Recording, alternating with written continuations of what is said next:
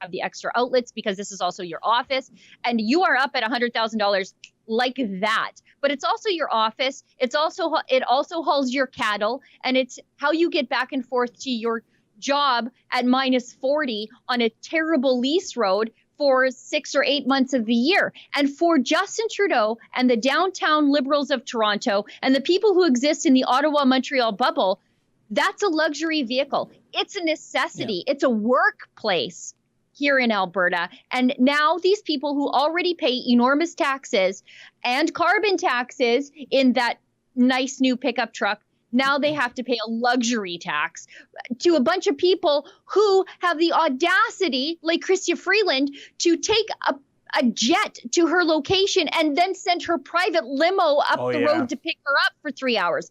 These are the people saying that you live a life of luxury. It's gross.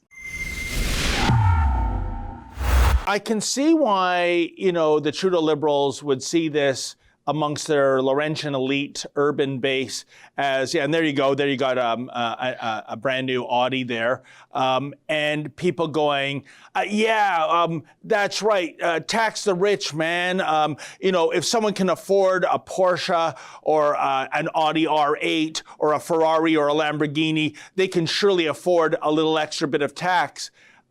Which, fair game. But as you said off the hopper, Sheila, when we came on, this so-called luxury tax also affects about 90% of the vehicles in the oil patch. These aren't, Gucci-wearing Porsche and Lamborghini drivers. No. These are the guys, the everyman, the blue-collar laborers going out there to do really hard work in a sector that's already being devastated thanks to Trudeau and now Biden policies, and you're going to throw another tax on them? How shameless. Well, that's the thing. Like it says here in our article, thank you, Margaret and Dave, for always making sure that you are right on the money with these articles and you write them up so fast.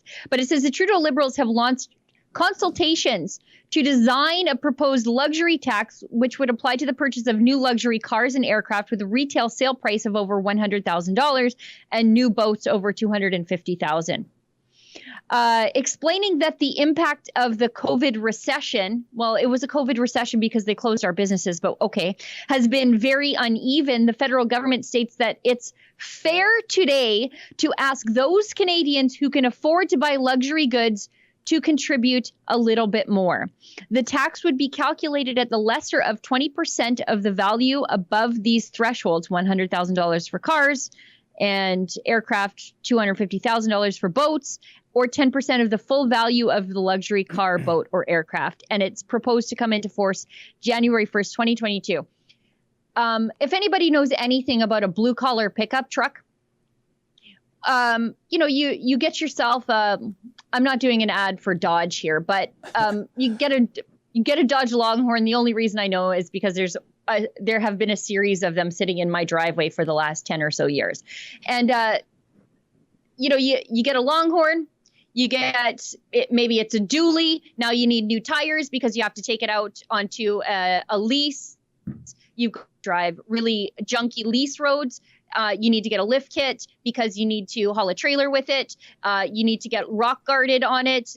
So you get the 3M coating and and then you start adding things into the cab. So you want Scotch guarding. You've got to make sure you have the extra outlets because this is also your office.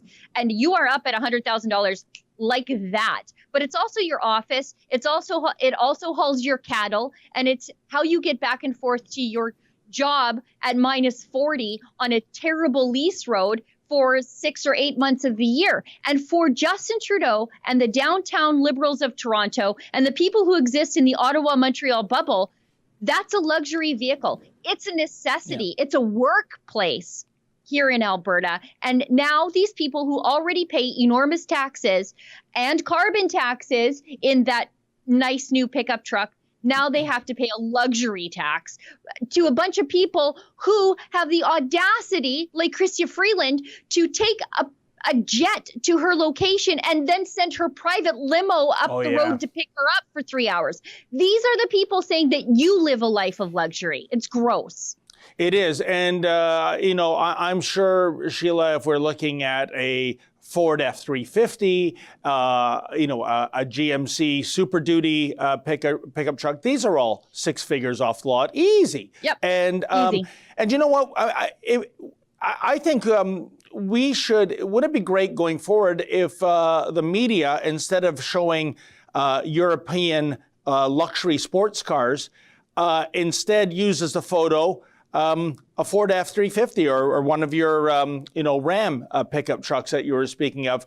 That would drive home the message, because that people would go, wait a minute, that doesn't look like a Lamborghini. It's the precise opposite. And that's the point. This is something much like the 1971 Ford Pinto, looked good on paper, but in reality, it's a bust. Yeah, for me, it just shows how disconnected they are from the people who build this country every single day, who bring you the fuel, who bring you the food. Yeah. Because it isn't just the oil patch. This is farmers too. Farmers who are price takers, not price setters, who are experiencing a drought right now, who are going to see a hike in the cost of feed for their cattle, and then they have to sell their cattle as price takers and not price makers. And then the Liberals are coming to tax your pickup truck that you took your cattle to market with after you fed them some overpriced hay. That's what this comes down to. But Sheila, let's not kid the kidders, as they say down on the Midway. The fact that this is going to adversely affect more Westerners than Easterners, that's the point. The Liberals have written off the West, more or less, certainly Alberta. So an adverse policy to Albertans, they don't give a rodent's rectum. They're all about the vote-heavy Laurentian elite territory. And so if farmers, if oil patch workers have to suffer, hey, so be it. No skin off their nose. Yeah.